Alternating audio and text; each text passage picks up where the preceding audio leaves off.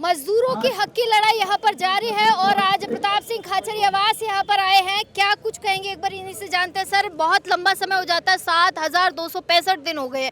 क्या कहेंगे, सरकार की कितने हठ धर्मता मानते हो? देखिए, 2 वर्ष से बीजेपी की सरकार है, मामला पहले से चल रहा है। जब हमारी सरकार थी तब तक ये खिलाफ फैसला दे नहीं पाई कोर्ट, क्योंकि हम पैरवी कर रहे थे। लेकिन आज भी जो फैसला है उसमें 45 दिन का टाइम बीजेपी सरकार को मिला है, 12 दिन अभी बाकी है। इनको सुप्रीम कोर्ट में नेशनल कंपनी लॉ ट्रिब्यूनल के फैसले को चैलेंज करना चाहिए। उसमें सरकार को भी पैसे मिलेंगे 1,000 करोड़ रुपये। यहाँ ज़मीन 60,000 गज है मेटल फैक्ट्री की, इसमें मजदूर पार्टनर है 50% से ज़्यादा का। तो अब मजदूर को पैसा मिल नहीं रहा तो कुछ नहीं करना। इन्होंने क्या किया, 3 दिन में ही 45 दिन का टाइम है, 3 दिन में इनको कब्जा दे दिया। हालांकि उसमें लिखा हुआ है, कोर्ट के फैसले में होता है कि 3 दिन में आप कब्जा दो। इन्होंने 3 दिन में चीफ सेक्रेटरी यहाँ खुद आए, उद्योग सचिव आए और एल्केमिस्ट प्राइवेट कंपनी को कब्जा दे दिया। एल्केमिस्ट ने 49 करोड़ रुपए चुकाए हैं इस कंपनी के, और ब्याज सहित तो जा 150 ले ले, 200 करोड़ रुपए ले ले तो भी 1500 करोड़ रुपए बचते हैं। 500 करोड़ भी यदि ये मजदूर को दे दे तो 1558 मजदूरों को 25-25 लाख रुपए मिल सकते हैं। बाकी तो 1,000 करोड़ सरकार को बचेंगे। सरकार ऊपर लेन देन जो कर रही है तो उसमें सरकार को पाप लगेगा, क्योंकि सरकार ने ऊपर लेन देन करके मजदूर का हक खा गई सरकार। तो मैं इसीलिए यहाँ पर आया हूँ कि ये बड़ा घोटाला हुआ है मेटल फैक्ट्री का।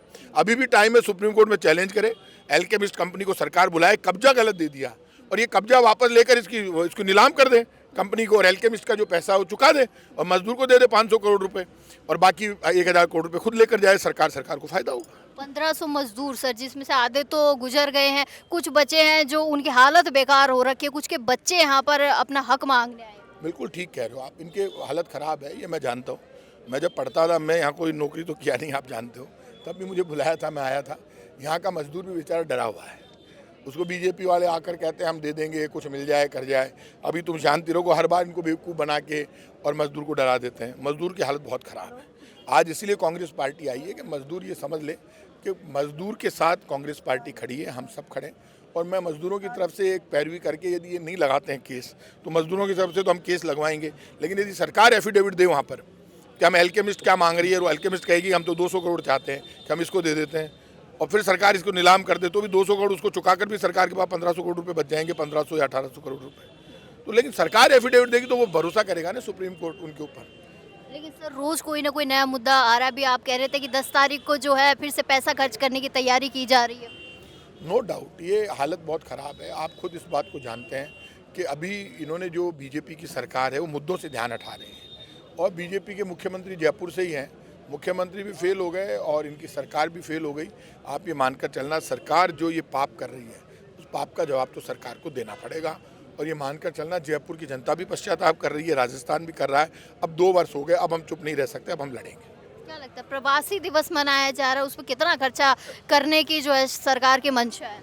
ये सरकार, आप समझते हो, ये भजन लाल जी की सरकार जो है, आईफा में 100 करोड़ रुपए खर्च कर दिए गोविंद देव जी के मंदिर के लेके, और ये पूरी 2 दिन तक इन्होंने एंजॉय किया, डांस किया, शराब चिकन मटन की पार्टी की, स्कॉच पैक उड़ा रहे थे वहाँ पे, सारे के सारे डांस कर रहे थे 24 घंटे, मज़े ले रहे थे। अब बताओ, सारी हीरोइन आ गई, माधुरी दीक्षित, आलिया भट्ट, और भी 2-4-5 अच्छी हीरोइन, अच्छे हीरो थे, उनके साथ मज़े ले रहे थे सारे मंत्री और मुख्यमंत्री।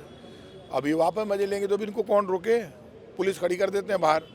अब जनता बेचारी, वो जनता भी कम नहीं है, जनता वोट दे रही थी, वोट का इनाम मिल गया, ये ठुमके लगा रहे हैं, जनता रो रही है। बस ये चल रहा है। 3 दिन जन सुनवाई का भी लगा है कि बीजेपी कार्यालय में 3 दिन जो है जन सुनवाई की जाए। वो जन सुनवाई तो मैंने कहा था ना, इनके नंबर तक नहीं है, तो इनको लगा कि काम तो हो नहीं रहे। जब मैंने बोला कि आपने भी चलाई वो खबर कि ये मुख्यमंत्री और उप मुख्यमंत्री के नंबर बीजेपी कार्यकर्ता और नेताओं के पास तक नहीं है। अब इन्होंने जन सुनवाई चालू कर दी बीजेपी कार्यालय में, लेकिन ये जन सुनवाई उनके अंत का कारण बनेगी।